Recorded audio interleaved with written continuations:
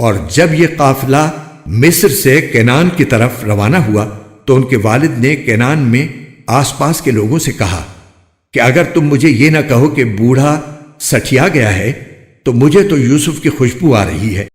لوگوں نے کہا اللہ کی قسم آپ ابھی تک اپنی پرانی غلط فہمی میں پڑے ہوئے ہیں۔ پھر جب خوشخبری دینے والا پہنچ گیا تو اس نے یوسف کی قمیص ان کے منہ پر ڈال دی اور فوراً ان کی بینائی واپس آ گئی۔ انہوں نے اپنے بیٹوں سے کہا کیا میں نے تم سے نہیں کہا تھا کہ اللہ کے بارے میں جتنا میں جانتا ہوں تم نہیں جانتے؟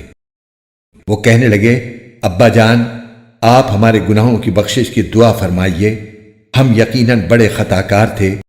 یعقوب نے کہا میں عنقریب اپنے پروردگار سے تمہاری بخشش کی دعا کروں گا، بے شک وہی ہے جو بہت بخشنے والا بڑا مہربان ہے۔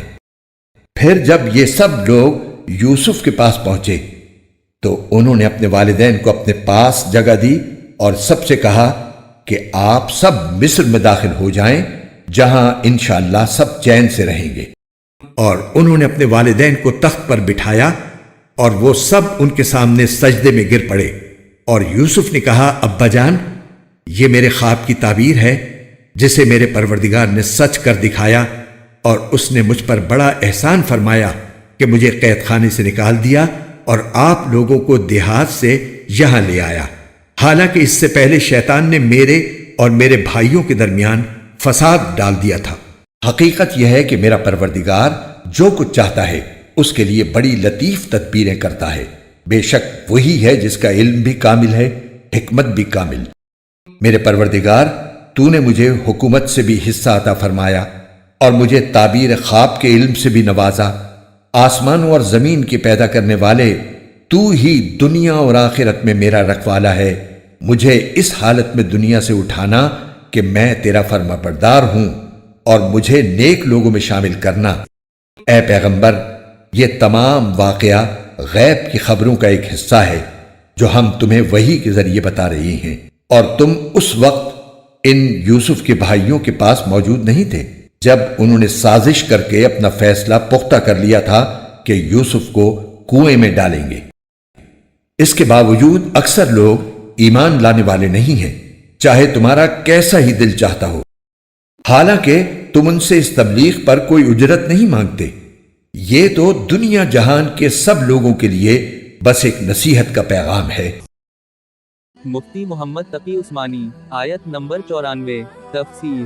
حضرت یوسف نے اپنے بھائیوں سے کہہ دیا تھا کہ وہ اپنے سب گھر والوں کو مصر لے آئیں، چنانچہ وہ ایک قافلے کی صورت میں مصر سے روانہ ہوئے۔ ادھر وہ مصر سے نکلے اور ادھر کنعان میں حضرت یعقوب کو حضرت یوسف کی خوشبو آنے لگی۔ یہ دونوں پیغمبروں کا معجزہ تھا اور حضرت یعقوب کے لیے بشارت کہ ان کی آزمائش کا زمانہ ختم ہونے والا ہے۔ یہاں یہ بات قابل توجہ ہے کہ جب حضرت یوسف کنعان کے قریب ہی کنویں میں موجود تھے اس وقت حضرت یعقوب کو ان کی خوشبو نہیں آئی۔ اس کے علاوہ مصر میں قیام کے دوران بھی انہیں اس سے پہلے اس کا احساس نہیں ہوا۔ اس سے معلوم ہوا کہ معجزہ کسی نبی کے اپنے اختیار میں نہیں ہوتا، اللہ تعالیٰ جب چاہتے ہیں اس کا مظاہرہ فرما دیتے ہیں۔ آیت نمبر 95۔ تفسیر۔ یعنی یہ غلط فہمی کہ حضرت یوسف ابھی زندہ ہیں اور ان سے ملاقات ہو سکتی ہے۔ آیت نمبر 96۔ تفسیر۔ خوشخبری دینے والے حضرت یوسف کے سب سے بڑے بھائی تھے، جن کا نام بعض روایات میں یہودا اور بعض میں روبن آیا ہے، اور خوشخبری دینے سے مراد یہ خوشخبری ہے کہ حضرت یوسف ابھی زندہ ہیں اور انہوں نے سب گھر والوں کو اپنے پاس بلایا ہے۔ یہ بھی ایک معجزہ تھا کہ حضرت یوسف کی قمیص چہرے پر ڈالنے سے حضرت یعقوب کی بینائی واپس آ گئی۔ مفسرین نے فرمایا ہے کہ حضرت یوسف کے قمیص سے کئی اہم واقعات ظاہر ہوئے۔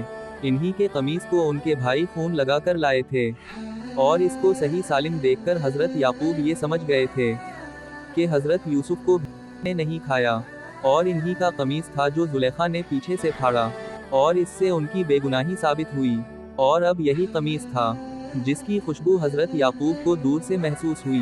بالآخر اسی سے ان کی بینائی واپس آئی۔ آیت نمبر 99۔ تفسیر۔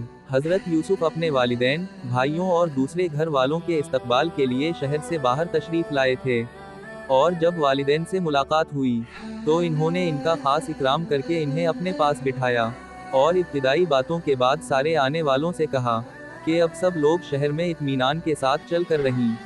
इस मामले में रिवायात मुख्तलिफ हैं कि हज़रत यूसुफ की हकीकी वालिदा उस वक्त जिंदा थीं या नहीं। अगर जिंदा थीं तब तो वालिदैन से मुराद हकीकी वालिदैन हैं, और अगर वफ़ात पा चुकी थीं तो सौतेली वालिदा को भी चूंकि माँ ही की तरह समझा जाता है, इसलिए उनको भी वालिदैन में शामिल कर ली गया।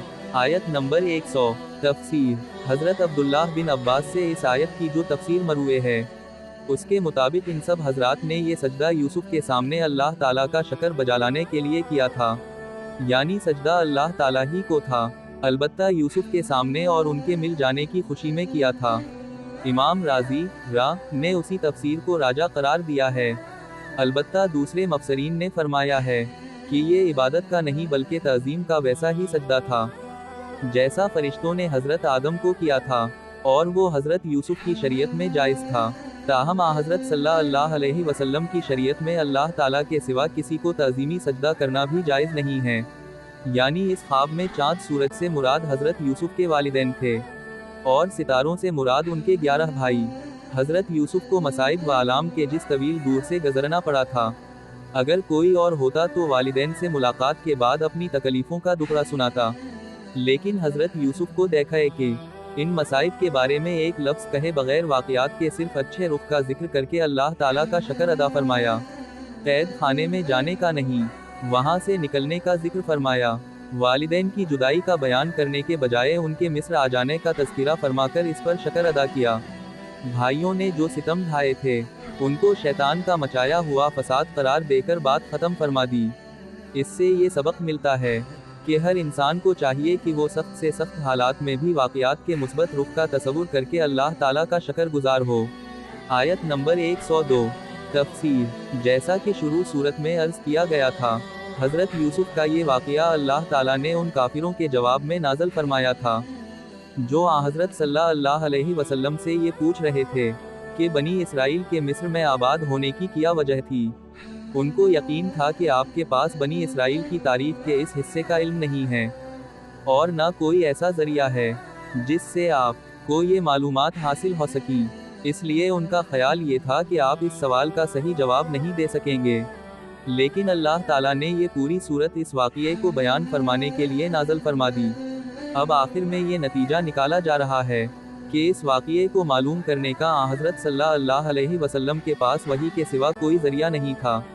इसका तकाज़ा ये था कि जो लोग ये सवाल कर रहे थे, वो ये तफसील सुनने के बाद आपकी नबुवत और रिसालत पर ईमान ले आएं। लेकिन चूंकि उनमें से अक्सर लोगों का इन सवालात से ये मकसद नहीं था कि हक़ वाज़ेह होने के बाद उसको कबूल कर लीं, बल्कि ये सारे सवालात सिर्फ ज़िद की वजह से किए जा रहे थे। इसलिए अल्लाह ताला ने अगली आयत में वाज़ेह फरमा दिया कि इन खले खले दलाइल के बावजूद उनमें अक्सर लोग ईमान नहीं लाएंगे। कुरान के खूबसूरत और ईमान अफरोज़ उर्दू और हिंदी तर्जुमा व तफसीर के वीडियोज़ को देखने के लिए हमारे चैनल ब्यूटीफुल कुरान AB को लाइक, सब्सक्राइब और शेयर कीजिए। शुक्रिया।